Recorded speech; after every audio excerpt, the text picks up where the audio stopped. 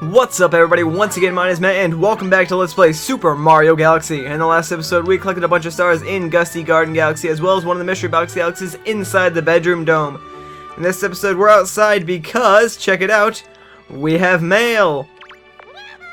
You have a letter from Luigi. Bro, I got the star, but now I can't get it back. This picture shows where I am. Help me. From Luigi.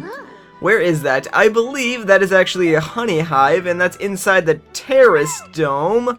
So, let's go rescue our brother Luigi, actually. Let's just do that for the first thing in this episode. I was going to go to the bedroom dome and start a new galaxy, but we're already over here, so why not?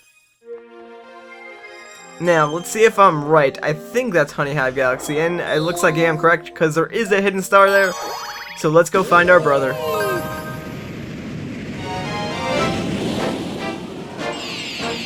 And it looks like he's hiding out somewhere in mission number 1. Let's do this. Alright, so starting off here, we just want to do the mission pretty much as you normally would. So you want to go over here and get this question mark coin to unlock the Beast Room. But then after that, we're going to be taking a few different routes. And I gotta say, this level is pretty generous in the star bits, actually. And I'll show off as many like little areas as I can. Did that rock just like get rendered in after the cutscene? That was really weird. But anyways, yeah, there's a lot of star bits that you can get in this level, and I'm going to show them off because this could be a good place to come back and grind for some star bits if you need them. I think we're actually doing pretty good on star bits now, which is surprising because usually I have to grind once or twice in this game, but we're doing alright now. So there's that M right there, as usual, but if you come up here with your B shroom, now be careful when flying up here because you want to use your shroom leniently, and wow, wait, can I get up there? Yes? Oh yeah, look at that, breaking the system. You ain't got nothing on me, Nintendo. But yeah, there's a few of these stumps that are lying around, and check it out, dude. Star bits around the entire trunk of this tree. That is insane. That's a lot of star bits, actually. And every 50 you get a life, so yeah, get all the star bits you can, dude. You're gonna want them for later anyways. And if you come over here to this, whoa, that was a weird camera angle. It was like on like the side. It was interesting. Anyways. Yeah, you stomp that stump, you get some more star bits. But anyways, what we want to do is actually come up here, because our brother is actually hanging onto a tree up here, if you remember from the picture. Don't fall off over here, but you got the beast room anyway, so you should be alright. But, again, if you stomp this, check it out. More freaking star bits. So that's over 100 star bits in one level, which is kind of ridiculous, actually. And they're all really easy to get. But after you kill that bug, we can see our, coward brother Luigi just hanging onto this tree. So let's get him down by jumping on his face and giving him a concussion. Ow, wow, wow, wow, wow. Oh, hey, bro. I hit because that's a big scary bug. I found the power star, so let's go home. I swear, my Italian accent gets worse and worse every time I do it. Like, at first it started out as like a playful Luigi, but I've been playing some Assassin's Creed 2 lately, so now I think I'm just trying to imitate like the accents from that game, and it's just not going well. Anyways, let's just collect the star.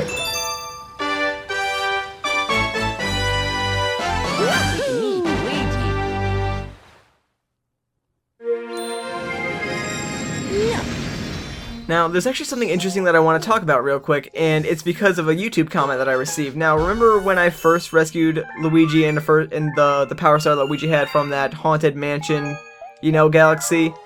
Well, I insulted Luigi for not being able to use the power of the Power Star to fly back to the observatory, but I got corrected by a YouTube comment, or at least I think I got corrected by a YouTube comment, because it makes a lot of sense. Basically, what he said is the reason why Luigi wasn't able to use the power of the Power Star was because he doesn't have a Luma like Mario does. Because you remember in the very first episode, we got Luma and he gave us the power to fly through space, and I guess that means being able to use the Power Stars, which actually makes a lot of sense, and for whatever reason, I never thought of it like that, so that's a very interesting comment, and it makes a lot of sense to me, so I'm going to go ahead and take that as the reason why Luigi can't use Power Stars. But anyways, back in the bedroom dome here, we have FreezeFlame Galaxy. Let's go.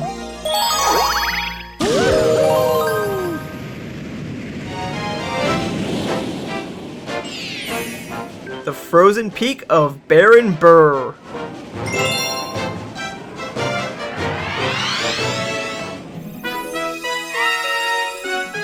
FreezeFlame Galaxy. That's a tough name to say, but anyways, FreezeFlame Galaxy is actually a really interesting galaxy. It's a galaxy that I like a lot, actually, and it's something that I like about Super Mario Galaxy a lot is that as soon as like you feel the game is getting a little bit stale or you've seen everything there is to do, they usually introduce something kind of new and kind of exciting, and it keeps the gameplay fresh throughout the entire game, which is what I like about it a lot.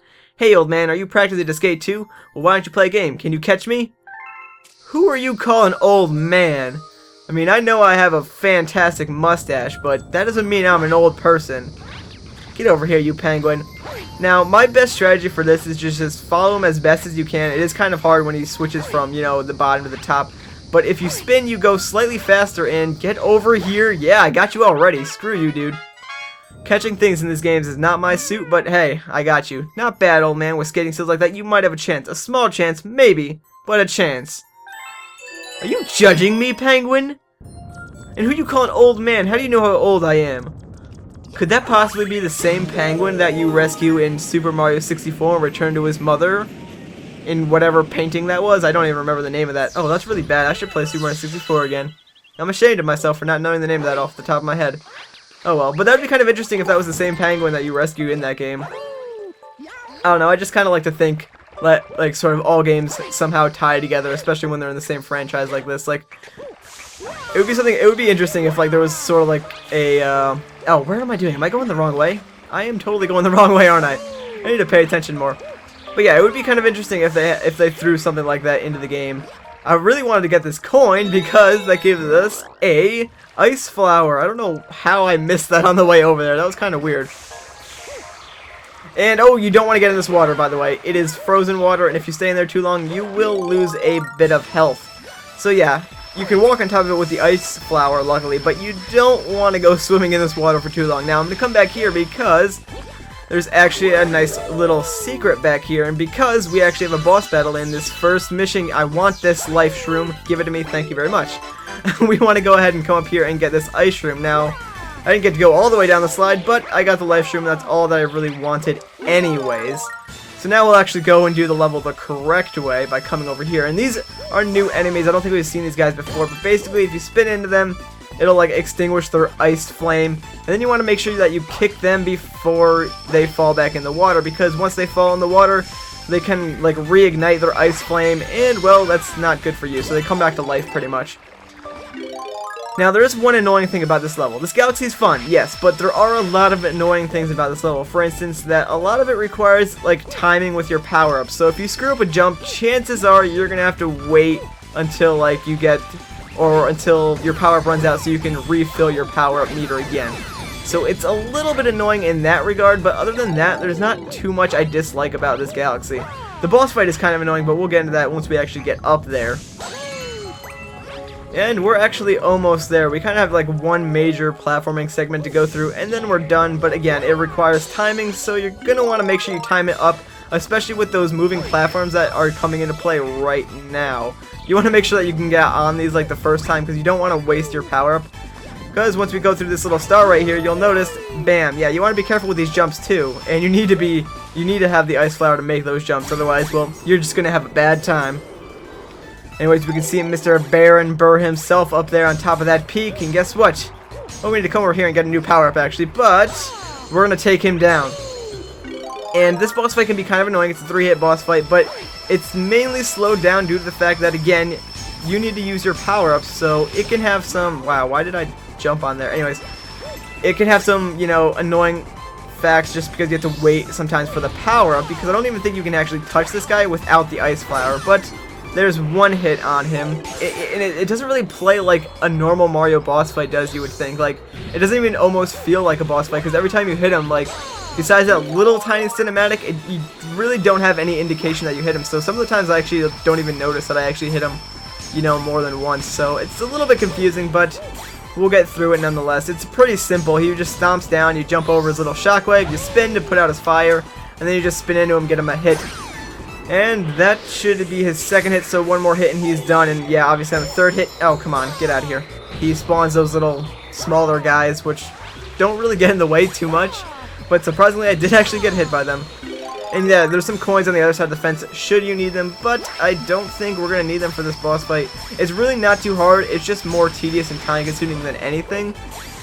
But let's see if we can't get our third hit on him now. Oh, jump Mario, there we go. And get over here, dude, stop trying to run away. Down goes Baron Brrrr, and there's our lovely, pretty Power Star. So let's collect it. And before our power up went out too.